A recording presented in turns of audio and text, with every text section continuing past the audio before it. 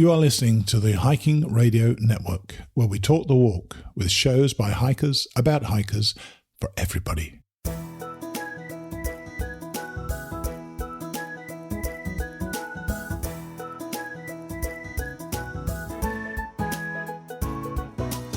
Mighty Blue on the Appalachian Trail, the ultimate midlife crisis.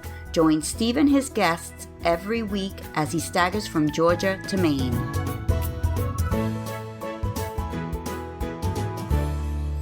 Hey guys, we're back again. This is episode number 416 of the podcast, Mighty Blue on the Appalachian Trail, the ultimate midlife crisis. And I'm your host, Steve Adams on Mighty Blue. I'm actually kind of buzzed right now as I'm only a few weeks away from heading back to the Appalachian Trail as my shakedown for my big hike of the year, the Southwest Coast Path, otherwise known as the Salt Path, back in England in mid-April.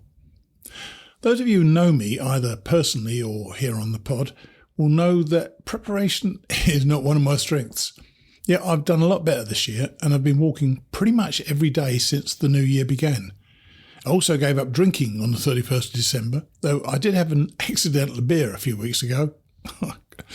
And funnily enough, a glass of champagne last night as we celebrated the birthday of Dana's sister, Tracy. Other than that, no booze. If you've read or listened to my books, you know that that is quite an effort for me. I've also bought new socks, new boots and a shirt, so I'm gearing up to go. Today we have another young lady who completed her thru hike back in 2018. Her name is Audrey Payne, or Glowstick, and she had to overcome some severe physical limitations to even be able to step out onto the trail. She just released a book about it, so we'll also be talking about that when I introduce her in a few moments. Then, in our on and off series of other trails, Bob Campbell is on to share his recent experience in hiking Kilimanjaro. It's fascinated me since I saw Dix's video about hiking Kilimanjaro that the altitude would always be a worry for me. Nevertheless, Bob shares a great little account that we'll hear after Audrey. So let's meet Audrey, or Glowstick. We've got a member of the AT class of 2018 as our guest today. This is Audrey Payne, or Glowstick. Hey Audrey, thanks for coming on the show. Hi, Mighty Blue. Thank you so much for having me on. I'm so excited to be here. Because I know you're a listener to the podcast. That's nice. So Gosh, yes. So you know I'm going to ask you about your trail name. How did you get to be Glowstick and who named you? So I hiked the trail with a college friend of mine. We met during a study abroad program to Madagascar. And so she named me. Her trail name is Ibex. And I didn't get named for a couple of weeks into the trail, but it did start our first night at Springer. I opened up my tent to set it up. I hadn't opened up my tent since a music festival several months prior. Opened it up. There was a bright yellow glowing glow stick in there as if it had just been cracked open. Which everybody needs, of course. Yeah. And then I got off the trail to go to a music festival and then to a wine festival. So she thought it was fitting that I be called Glowstick. Win-win, yeah, not too bad at all. A wine fest. I actually took time off trail the first time to go. I took the afternoon off to go to a brewery in Pennsylvania, which was great. I love going to breweries. Just one brewery? Oh, we hit so many. No. Oh yes, sorry, that was my 2014 hike. By 2019, the breweries had exploded up the East Coast. Mm-hmm. It was like a pub crawl, wasn't it? It was fantastic. Yes. Now we all know that a thru hike, pretty much any thru hike, is an endurance test that really pushes your body almost to breaking point. But you nearly did break about 5 years before you hit the trail. Tell us what happened to you in exercise class in 2013. Oh my gosh, I had a very, very bad time. I went to a group exercise class at the gym when I was on my lunch break from work. And I was told to pick up this weighted bar and jump up and lift it over my head. And Whoa. Who thought that was a good idea? I don't know. And in retrospect, it was a really terrible idea. But when I did that, I herniated a disc in my back. So we all have these discs that are full of a jelly-like material in between our vertebrae. L4 and L5 is normally it, isn't it? L4 and L5. For me, it was L5S1. All right, okay. Yeah. So then the jelly came out of it. It pressed on all my nerves. It put me into about 3 years of horrendous pain. I'd always been super active. I had to give up pretty much everything that I loved. Even sitting was terribly painful. Good Lord. Riding the metro to work was torture. So yes, I did almost break, but luckily I made a full recovery. But that one movement, so what did you do? You said you were going to jump up with a weight? Yeah, so I was standing in a squatting position and I had to pick up a weighted bar and jump up to standing and push this bar over my head. And so every medical professional that I talked to after this was like, that's really dangerous. You shouldn't have done that. And I was like, I didn't know. I was in a class.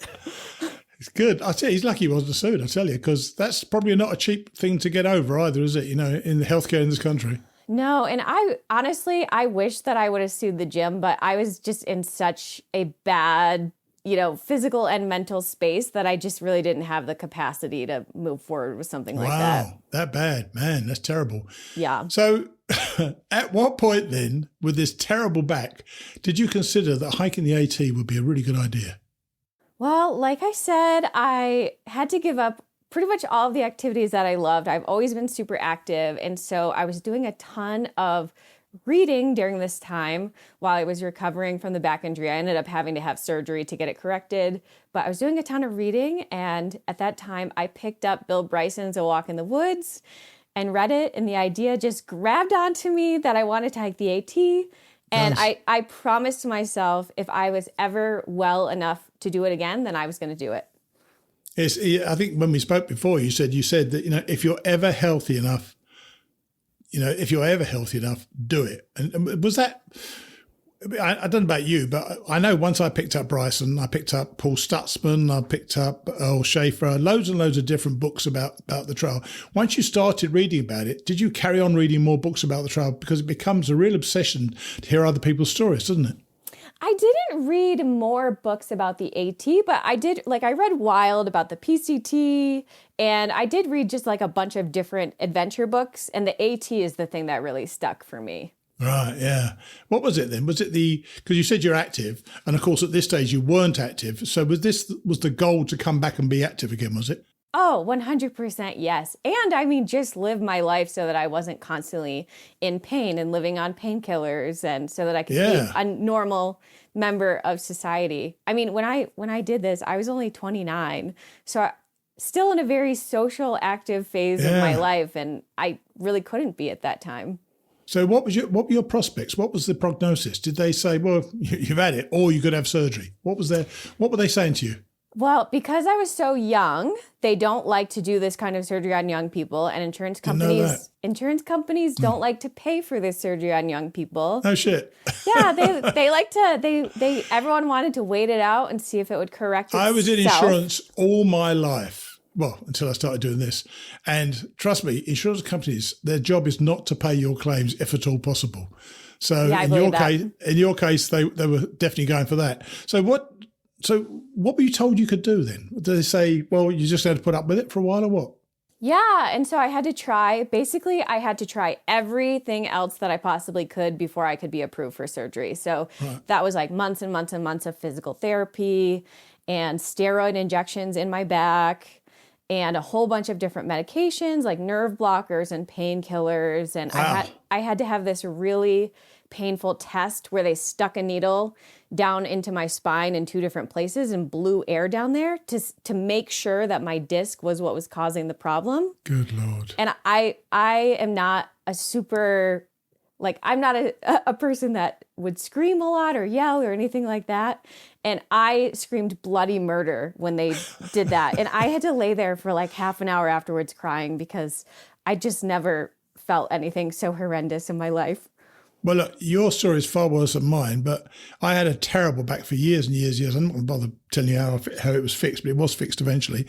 But one of the things they tried with me was injecting a sugar solution in my tendons in my back.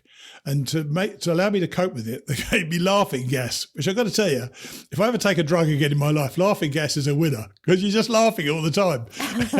I highly recommend it to go for it. I've had it for my wisdom teeth. I also have to say I enjoyed it. Yes. It's hilarious. It's fantastic. It's good fun. So you must have qualified, I presume, for this spinal fusion after all these different things. So they delayed you in getting it done and then they let you get it done. How did it work out? I mean, what was the recovery like on that? Yeah, so it was about a year and a half before I was able to get the surgery, from the time that I injured my back until the surgery. Wow.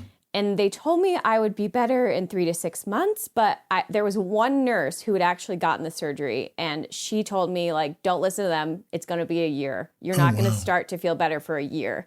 And she was 100% right. So I was still in like really serious pain 3 months in.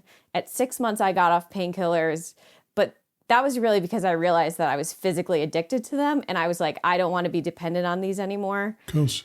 Got off them. And then it was another 6 months until I really started to feel better and was able to start getting into yoga and climbing and swimming and other things to strengthen my core to kind of hold my back in place. Sure. And that obviously, it clearly worked because you've obviously hiked the trail.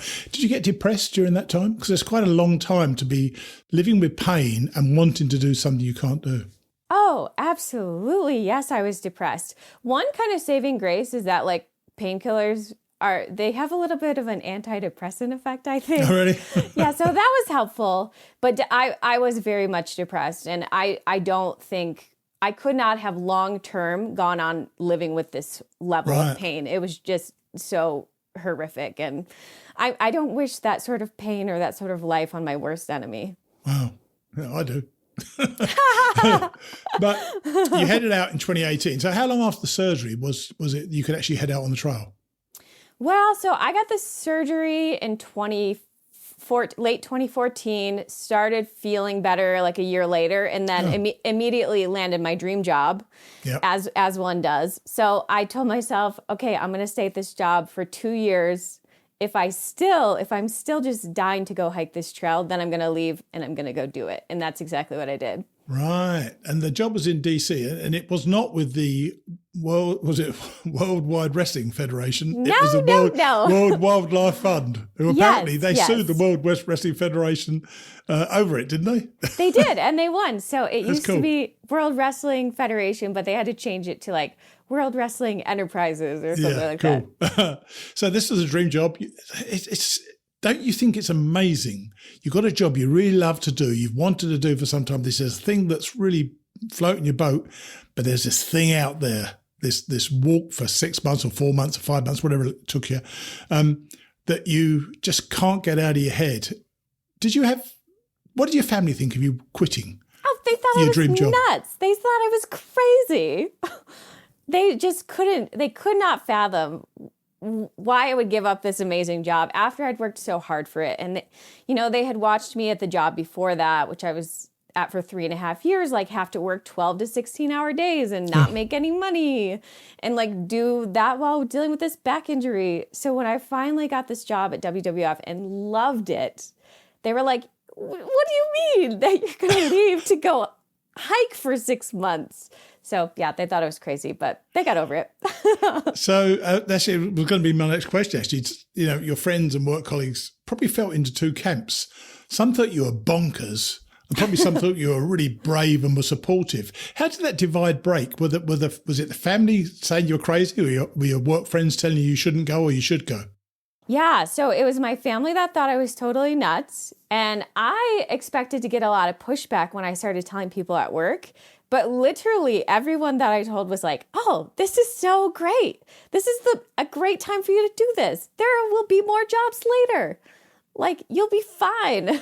I tell you, Audrey, I love that attitude that people saying, I see, in my era, you couldn't do that. You got married as a child, and then you had children, and then you divorced, and you had children to divorce, all that sort of stuff. But you could never give up your job. Your job was the thing you kind of stayed with virtually all the time. But now your generation thinks, well, I'll get another job.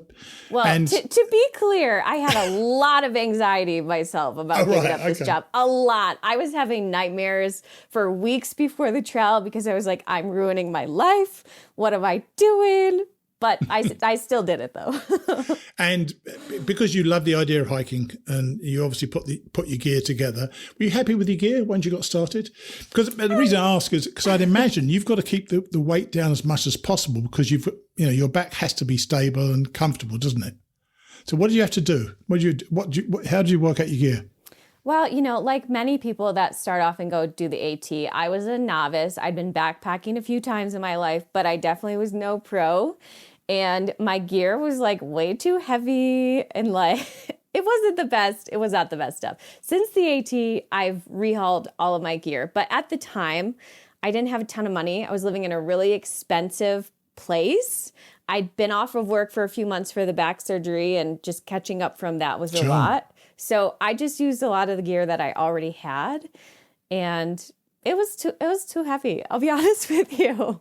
It's funny, actually. I think once you get on the trail, you said you weren't a pro, but you become a pro, don't you? If you walk 2,000 miles, you're a pro at what you do. You make mistakes, you don't do those things again, which I always say. But, you work out what works for you, don't you? And so when you did get going, did your body respond well to the hike, or did you have some lingering issues you had to address while you were out there hiking? I would say both. My body adjusted very well. I didn't really have issues with my back. It's really just if big storms come in, everything kind of tightens up. But that's just par for the course for me these days. Hang on, why would that be? Fear? You tighten up because of fear? No, it's like arthritis in my back. Oh, right. Yeah. Okay. And is it going to get worse then as you get older? Oh, probably. We'll see. Oh, God. Oh, do it now. But I've moved to Colorado, though, and it's way better than it was on the East Coast because we just don't get the weather that, you East Coasters do. But back to your question, I got really strong. My body held up really well for the most part, but this is a warning for people. I did not necessarily eat the best things on the trail. I kind of used it as an excuse to eat whatever I wanted and live on junk food, and that's not what I do in like regular life. I'm a pretty healthy eater. So I suffered because of that. I ended up with anemia, pretty bad anemia by the end of the trail. Wow. And my hair started falling out. Like I was very, very tired when I got to Katahdin. I got to say, you sent some pictures. And there's one of you at Mount Washington with another girl. You were skinny as heck, weren't you? If you don't mind me saying so. But you really must have. So, because a lot of women don't lose much weight, do they? So did you lose quite a bit when you were out there? I lost 13 pounds, but my body completely changed. Right. And I also got like 2 bouts of the stomach flu while I was on the trail. So that didn't help either. But yeah, I got really skinny. I look back at pictures of myself and I'm like, well, no wonder you were so tired. Yeah, quite right. Yeah. Let's face it, this is not easy. And you mentioned when we spoke when we first started talking just now, that you went to Madagascar and you met somebody there. Was it that person's idea to hike the trail, or was it your idea to invite that person? I mean, why were you natural hikers together? Well, it was my idea. And so I reread Bill Bryson's A Walk in the Woods about a year before I did the trail because I wanted to get re-inspired. Sure. And I posted about it on Instagram. I just shared a photo of a piece of art that he mentions in the book and wrote a little caption like, oh, I'm rereading this book. I'm really interested in hiking this trail, yada, yada, yada. And she reached out to me on Instagram and she was like, hey, I also want to hike that trail. Maybe we should hike it together. And I was like, oh, maybe we should. So we met up. We ended up meeting up for like a long weekend of backpacking to kind of test things out and see how it went. And going into that weekend, I was already like, I want to hike this trail and I want to do it next year. And she was like, I don't know. We'll see how I feel. And then by the end of the weekend, she was like, let's do it. All right. How'd that work out? Did you go all the way with her? I did. Yeah. It actually worked out phenomenally. That's great. We became really close friends. We still talk all the time. We still go on hikes together. It worked out really well. That's real nice because, you're putting any relationship on the line if you spend the whole time with that person. I mean, it's great, for company and so on, but everyone's making a compromise there, aren't they? You have to do things because she wants to do them and vice versa. Were you happy with how that worked out? Because if you've heard the show, I often worry that the person leading the group of 2, 3 or 4 people, that's what they're walking at that person's pace. They're not walking at their own pace. So did you tend to hike together or did you go sort of separate ways then meet up at night? Yeah, so we got into a trail family pretty early on in the trail, and we didn't really hike together. None of us really hiked together, but we would meet up for lunch and breaks, and we'd camp together, and we'd go to town together and all that good stuff. But she and I didn't argue about pace, but we did argue with one of the guys in our trail family who just constantly wanted to push farther and faster. And he didn't really like being in the woods. He liked being in town. So it was like a rush to town. Like we'd get out. Bit of a clue, yeah. Yeah. Oh, dear. I remember in 2014 working out my why. I'd read it, and I remember thinking, because it said in the book I was reading, this has to be the thing you want to do more than anything else this summer. I thought that's exactly what it is. So, but was yours largely to prove to yourself that the back injury wasn't going to stop you, or was that an entirely separate thing to the back issue? It was more of a second chance at being able to do these things. It wasn't like, let me prove this to myself. It was like, I haven't been able to do anything in years. And I was just dying to get out and have a big adventure. Sure. Well, it certainly does that, doesn't it? Yeah. And I know you love the Grayson Highlands, but you had a bit of a scare in the night with one of the ponies. I didn't think people had scares with the ponies. Oh my gosh. Those vicious ponies, Mighty Blue. Killers. They're so naughty.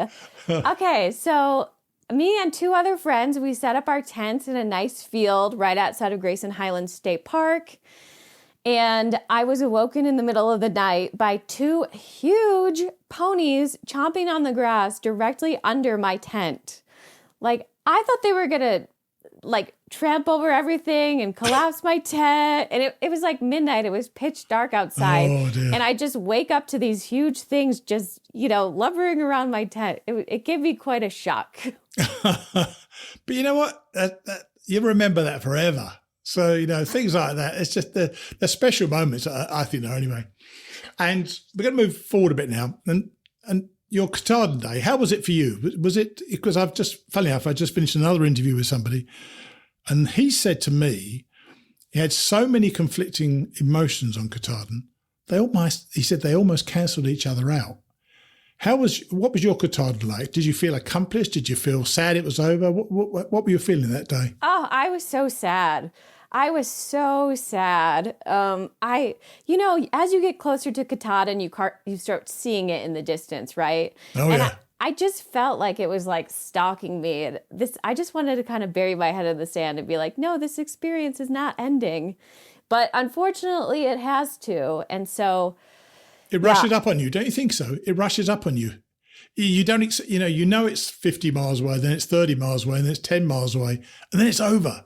And I found I wasn't prepared for it to be over, I must admit. I'm with you. I felt the same way. And, I got to the top of the sign and I just was like touching it with my head bent over. And I was just like, no, what? Impossible.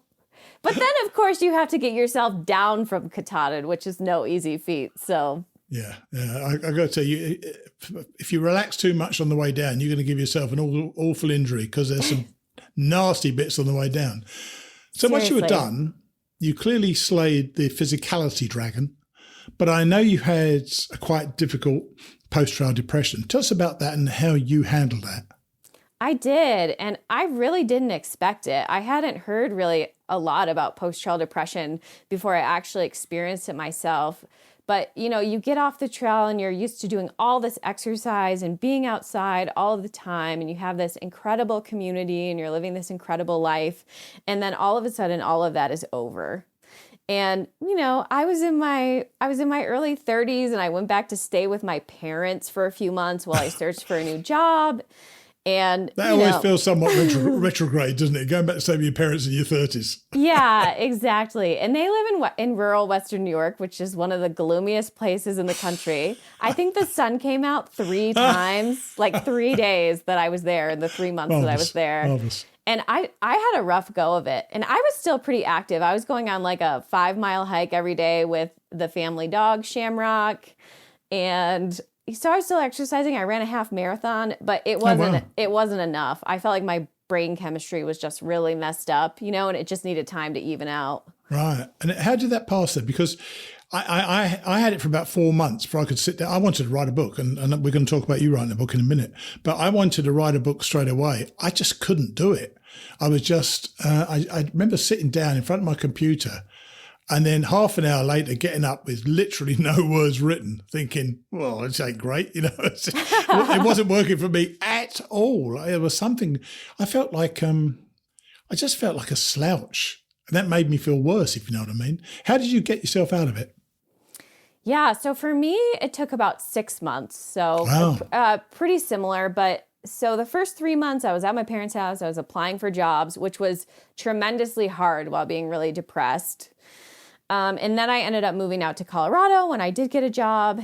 And, I think it just helped to move on to a new place. And there was a lot to explore because I was new here. Sure. I'm in Boulder, so there are incredible hiking and outdoor opportunities. So it was just kind of throwing myself into this new life. But like you, very similar, I tried to start writing my book at that time, and it was too emotional for me. I couldn't do it. I was like, I have to move on from this experience. I was still having dreams about the AT for months afterwards. You always will. I still do every day. I think about it every day. I'm the same. I still think about it every day. But back then it was like I'd wake up from a dream and I would be so upset that I wasn't on the AT, which I thought I was during the dream. It was so sad. Oh, yeah, that is pretty sad, isn't it, really? Yeah. I had exactly the same dream, by the way, where you think, yourself, I'm going up Katahdin today. Okay, and I'll get ready to go, and you wake up and you're not. I know. And then it's kind of weird. Well, what now? So you've written this book. Is it published yet, by the way? Today, as of the day we're recording, it is published. February the 8th. Now that's good timing then in that case. I bet that feels great. Have you got it in your hands? Have you seen a copy of it? Well, I have proof copies. I'm still waiting on a shipment from Amazon. So the ones I have say not for resale, blah, blah, blah. Right. So I should be getting my copies next week. But it feels pretty good. I'm sure you had the same experience. It's awesome. A big accomplishment. I've always wanted to write a book, and I finally did. Are you happy with it? I'm really happy with it, yeah. And it was really fun to revisit all my journal entries and everything while writing it. Like, it was kind of like I got to relive it 5 years later and get to process it, in a time that I'm not so sad and it's not so raw. Yeah, sure, yeah. But do you find, and we talked about this a few times on the show before, and I want to wonder if you feel the same. When you write something by hand or you write it on your computer, whatever people write by these days, and you start reading it, not only takes me back to the scene, because of course I was podcasting, if you remember, on the trail. So it takes me back to the scene and I can literally feel and see and hear things that I didn't even write about. So I remember being back there and there are things around me that I know were there. And I think that's a great thing to return to the trail. For me, I return to the trail every week with this podcast. I speak to people like you and other guests who come on and share their stories about it. Did you find that the journaling was important to you? Because you always intended to do this, didn't you? I did, yeah. So I think I told you this. I was listening to your podcast a ton before I went on the AT, along with this other one, Sounds of the Trail. Right. And something that clicked for me, a lot of people said they wished they would have taken more photos, especially of people, and they wished that they had journaled. And so I took those two things very seriously. And for the beginning of the trail, I was writing every single night. When I started doing bigger miles, it was harder to do that. But it was a tremendous gift looking back at the journal entries and just being able to remember these small details of things. And then same thing with looking back at the photos. I can look back at a photo of myself from the AT and know exactly what I was feeling and seeing and smelling. And our memories are amazing. They are. And the photos jog them particularly because there's a timestamp on your photos. If you swipe down on most photos, you've got this actually where it was as well. You can follow your path along through your photos. And I love that part of it. And when we spoke before, actually, I'm going to come back to the journal a second. You said you were writing this at night, and once you finished, was it important to you to make some sort of entry every day? Because it does tend to blur from one day to another, doesn't it? Yeah. So I was like the first, I think 3 months that I was on the AT, I was writing every night. Right. But then, once you get into the areas where you're doing bigger miles, like, Pennsylvania, New York, and New Jersey and all that, I definitely was not doing it every single day, but I was still doing it every few days. Right. Because I had to take notes all the time because I forget everything anyway. So, I really had to have something there. And when we spoke before, which I know people do this, and this makes me sound even more old than I am. You told me that you use AI to edit the book. What do you use? Yeah. I don't know how you do that. It's funny. So I learned about it on TikTok from a college student. Of course you did. I guess all the college kids these days are using this thing called Grammarly to edit their papers for school. Right. And so I was like, wait, what? My ears perked up. I was like, excuse me, what?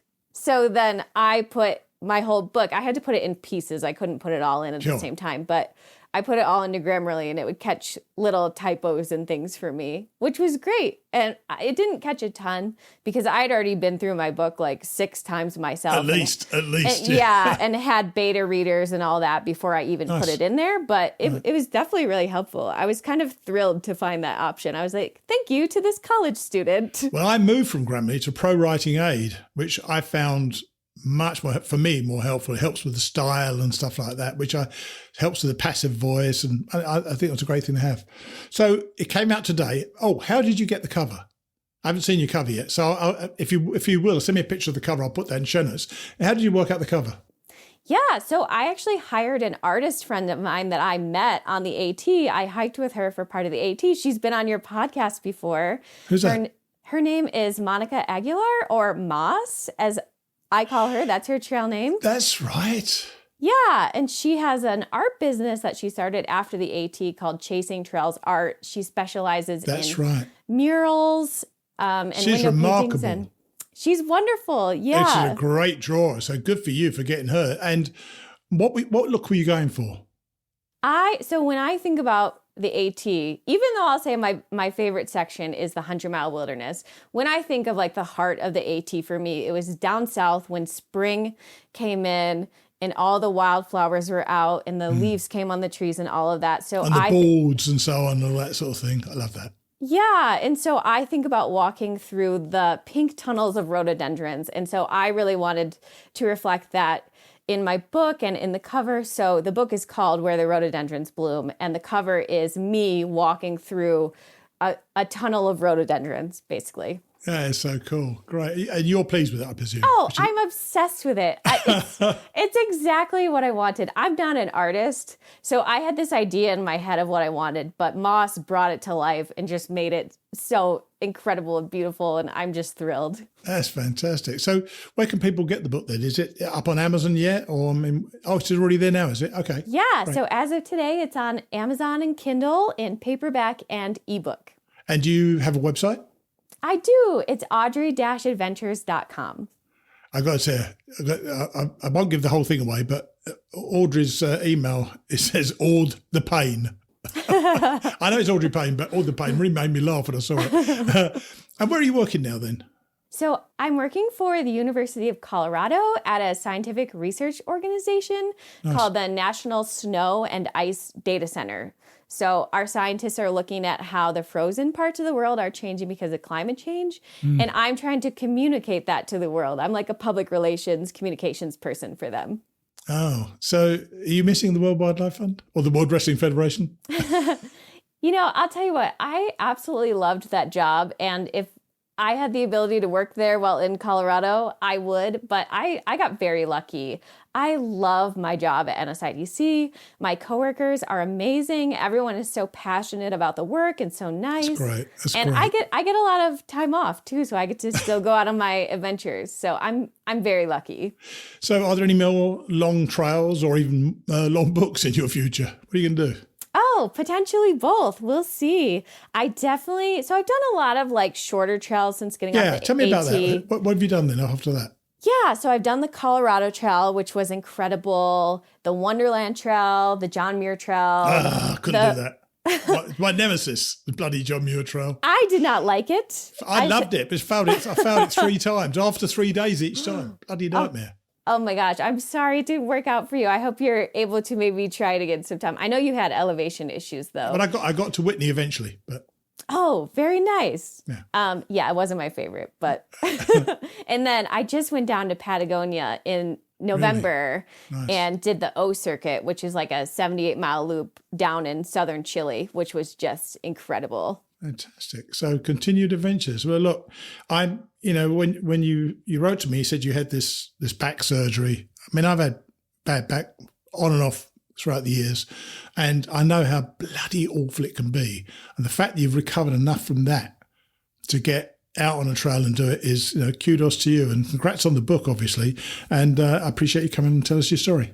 Oh, thank you. And again, thank you for letting me come on the show. You were such an inspiration to me before I did the AT, so this feels like a full circle moment for me. I appreciate this, real nice. Okay, take it easy, okay? Cheers. Bye. Bye. So, another young woman quitting her job, overcoming all sorts of issues to get out there and kick ass. I love it. Hope you enjoy listening as much as I enjoy talking with her. She's got an excellent website, which I highly recommend, and I'll include a link in the show notes, along with a link to her book and a picture of her book cover, as well as her social media stuff. Oh, and by the way, I'm sorry if it sounded a bit non-PC of me to refer to her as being skinny in her pictures. I don't recall saying that in the interview, but I heard it when I edited today, and I thought, ooh, perhaps I should have said that. She didn't seem fazed by it, so I think all's well. My heartfelt thanks this week goes to our ever-loyal donors. This week our recurring donors are Ann Dobson, Mike DiCello, whose birthday it was this week, happy birthday Mike, David Santi, Alan Troy, Jens Lipperheider, Lisa Rana, Brian Helton Jr., Woody Bass and Natasha Webb. Thanks to all of you. You make this happen, and I'm so very grateful. Now, having met him while I was recording him for Bruce Matson's Platinum Blazing podcast, we're going to meet Bob Campbell, who's come on to share his story of trekking Kilimanjaro this past January. Here's Bob. By the way, I don't know what Bob was doing, but it sounds like he was thumping the table from time to time. But I only noticed that while editing today as well. Here he is. Today, we've got Bob Campbell on the show. I met Bob when he was interviewed on the Platinum Blazing podcast, and he's been hiking for years. But first off, hi Bob, how are you? I'm good. Thanks for having me on the show today. And have you got a trail name, Bob? Sloggy. Sloggy. Yeah, of course, your Sloggy hikes. That's right. Yeah, I can't imagine how you got that, but this is shorter than a normal interview, so let's move on from Sloggy. We'll get that another time.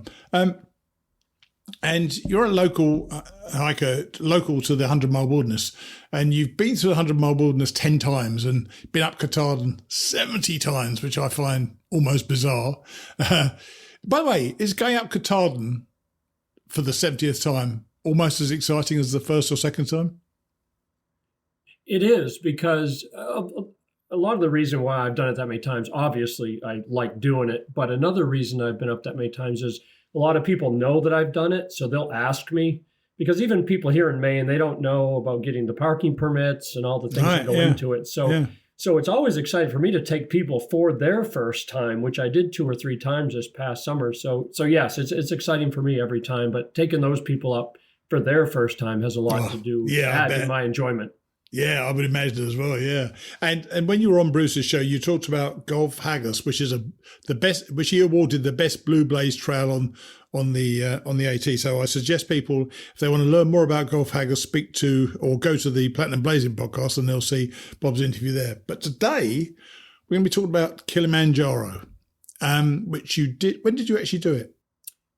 We did it on, I think we summited like January 26th was our summit day, I believe. So about 3 weeks ago or so. Wow. So you're still high with it?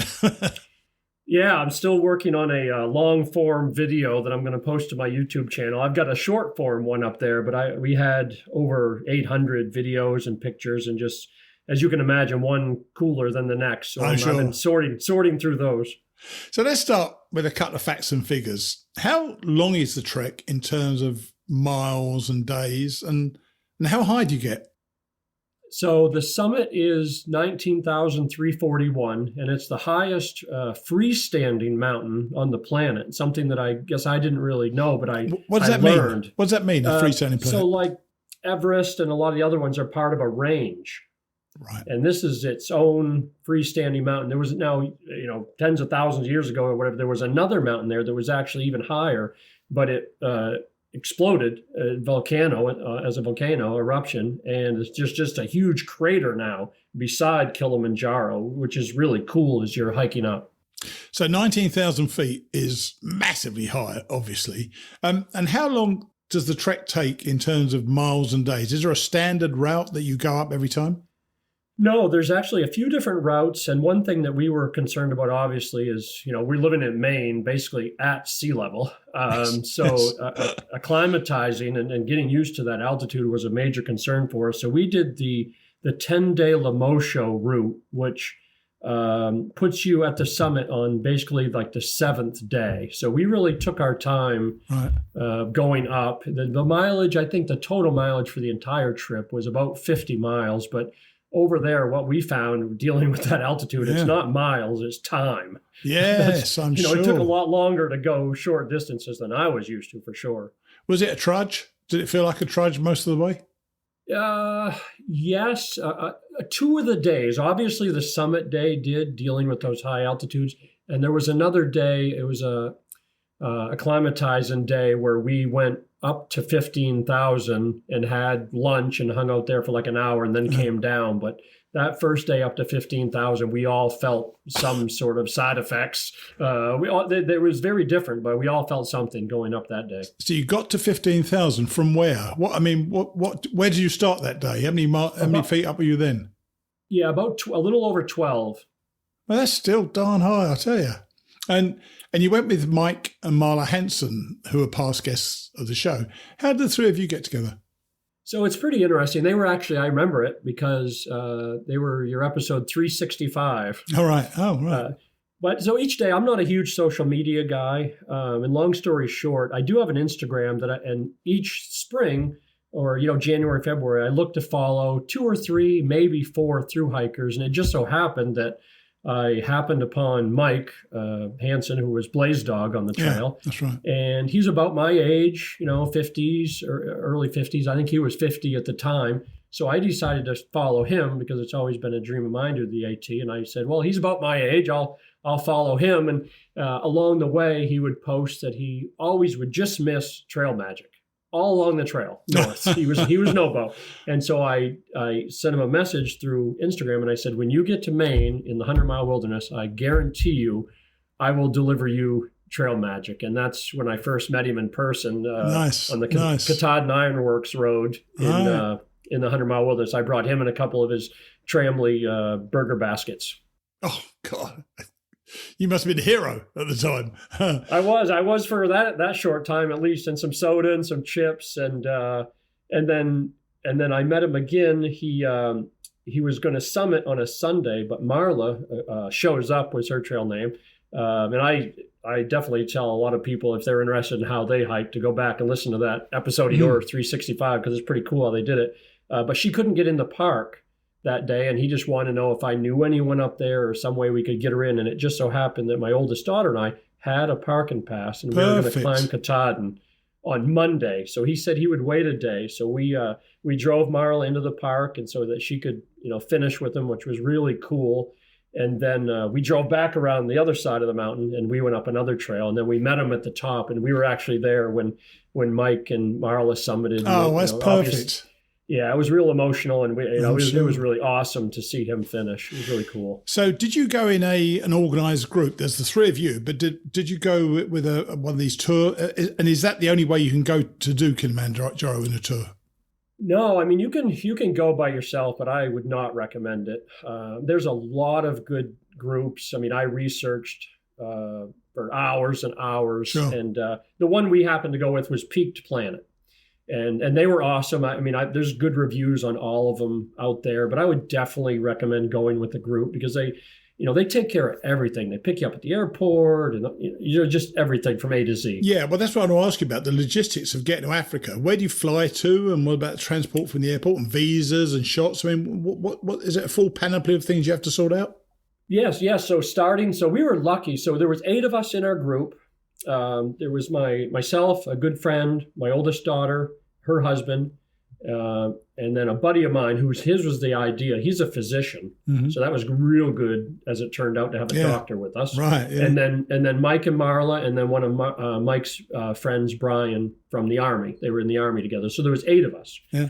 And so yes, so definitely shots. Hepatitis B and things like that. You got to get shots for the visa. You can get it at the airport when you land. Oh, can you? Wow.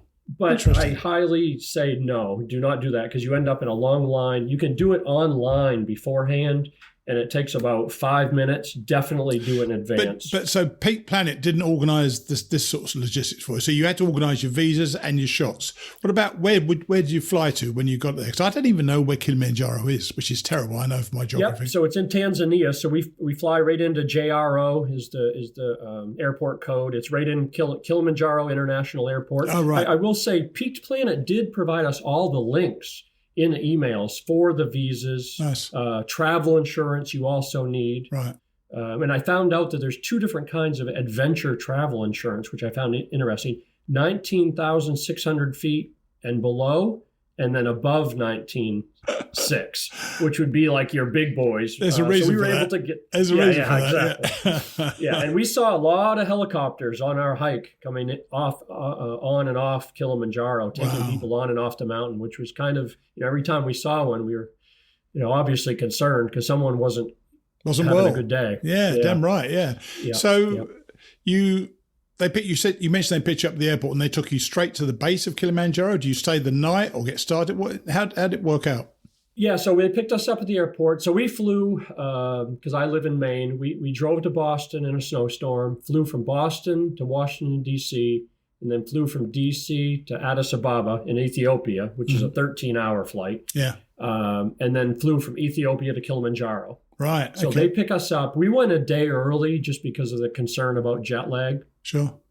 So, which was really neat because they picked us up at the airport. They took us to their lodge. So their partnership with 2 different lodges, about 45 minutes from the airport. So we stayed at one of those. Could you combine it with a safari?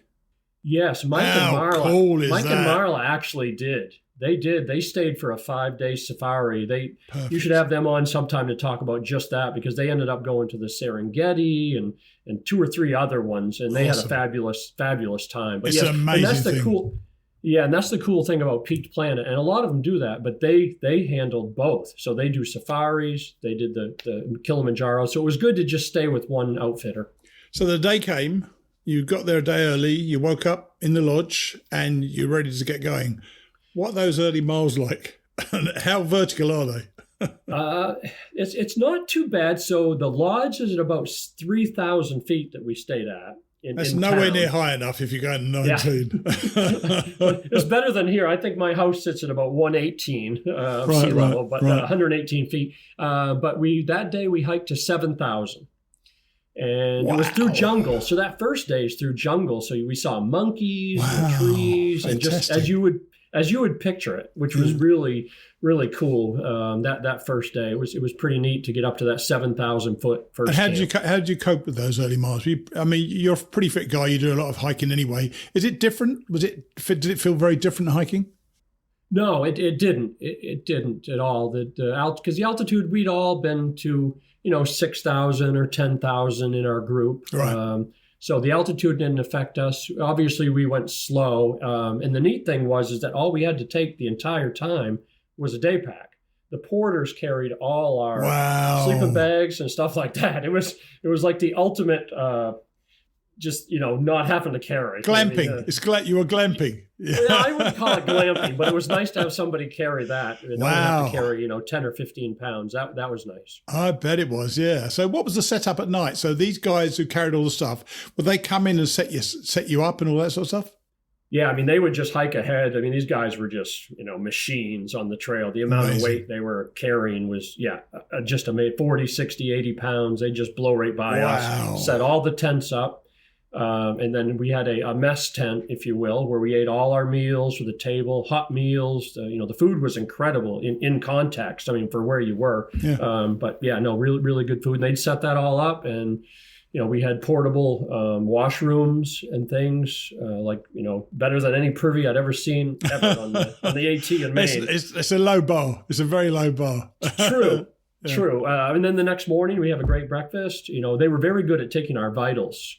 Morning, at night, blood pressure, heart rate, O2 your oxygen saturation, asking your, 1 to 10, your headache, fatigue, anything like nausea, things like that. So I really appreciated that. I thought that was pretty neat. And then, get up the next morning and they'd, we'd be getting our stuff together and they would pack it all and run ahead of us. It was just amazing. Yeah. And how did you cope with the altitude? Because 7,000 shouldn't have been too much of a difficulty, nor 8 or 9, but it starts getting between 9 and 10 or 12, that sort of area.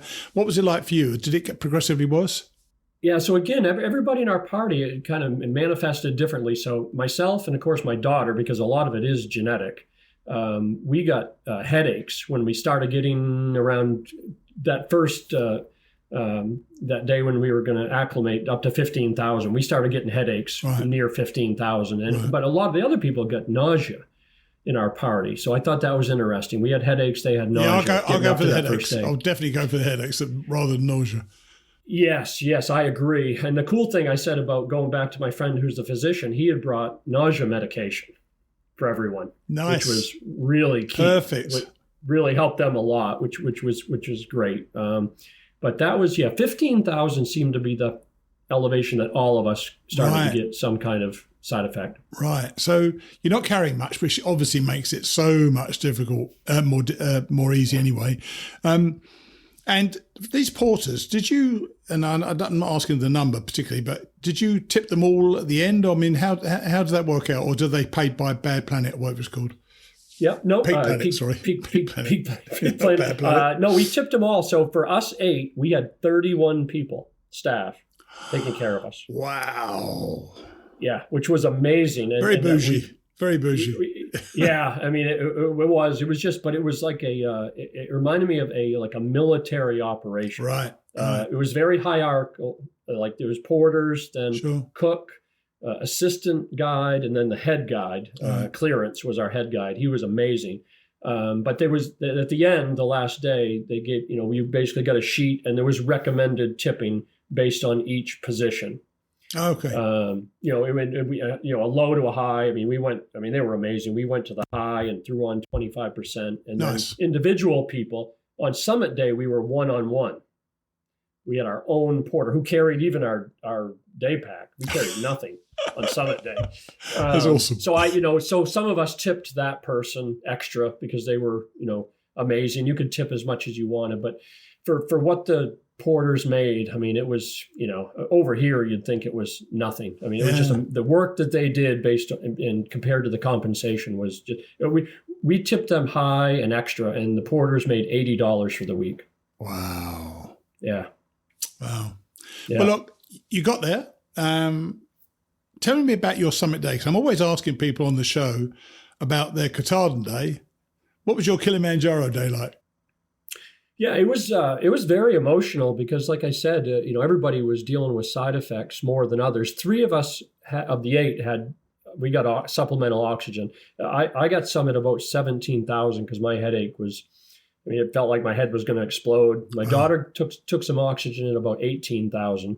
Wow. For the same reason. And my friend, he got some when you get to Stella Point, and it's basically the what we called the runner-up trophy. It's at 18,800.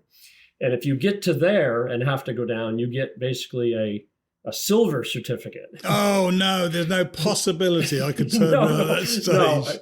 No, we got to there, and so my friend took some oxygen there, and I'm like, no, we got 600 more feet of elevation, which took us about an hour or so still, those last 600 feet. It's basically across a ridge. It reminded me of Knife Edge in Baxter State Park a little bit. Not as narrow, but it reminded me of that.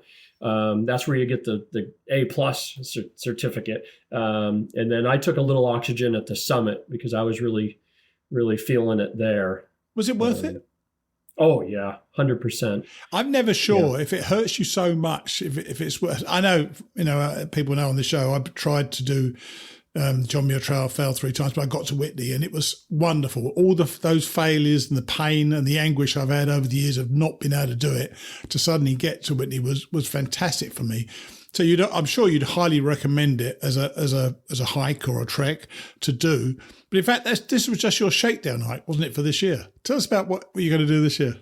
Yeah. So I just recently retired, and I'd always dreamed since 2011 was really when I started backpacking. Mm-hmm. And I did the 100-mile wilderness that year for the first time, and I met a young backpacker. It was Nobo, through hiking. Right. And from that point on, it's always been a dream. One of those dreams you think, it wasn't even on my bucket list. It was just something that, wow, it'd be cool to do. But sure. I just retired and the timing is lined up. So on or about April 9th, I'm going to start my Nobo thru-hike attempt. So I'm just grateful for the attempt, first of all. And I know it's tough, but I'm really looking forward to that. Yeah. If anybody tells you it's not tough, they're lying, because it is tough. But you know what? You've done this. You'll know your stuff. You know what's going on there. Funnily enough, April 9th is the day I fly out to the UK to do my hike. And I said to Bob that we'd love to follow him when I get back, on the assumption he's still going, which I assume you will do. And all I can say is good luck on the start of the hike. And I'll catch up with you sometime in Virginia, I guess. Yeah, no, I hope so. And you'll be able to catch up. I'm going to try to post daily 2 or 3 minute videos on my YouTube channel, Sloggy Hikes. Yeah.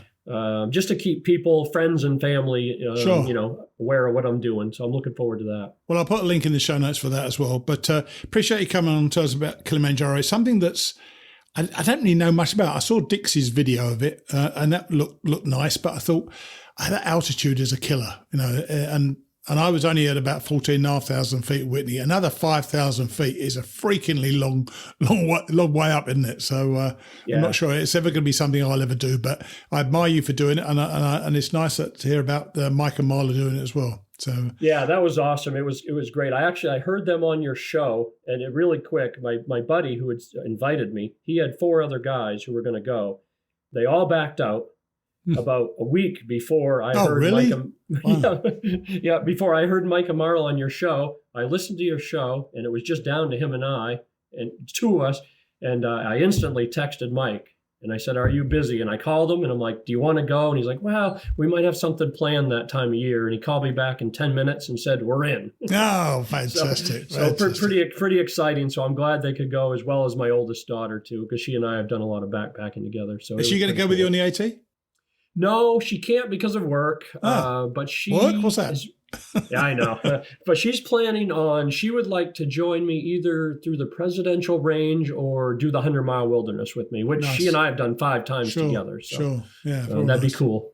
Okay, man. Well, look, I look forward to speaking to you again when I get back from the UK, and we'll catch up then. Okay. Sounds great. Thank you again. Cheers, buddy. Bye. Bye.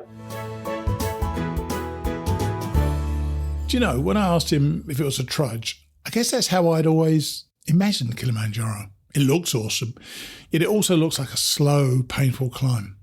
Mind you, having a bunch of guys carrying all your gear can't suck, can it? It's kind of made me want to try it someday. How about you? So that's it for today. No reading until I come back from the UK, and we will be including several other trails in the coming weeks as our second section of the show. And not only will I be reading Emily Leonard's book when I return from the UK, but I'll also be following surviving AT hikers as they push on to achieve their goals. If you'd like to be featured, just listen out to the podcast, and when you know I'm home, reach out to me at steve@hikingradionetwork.com and we'll follow you to the end. I'll see you next week.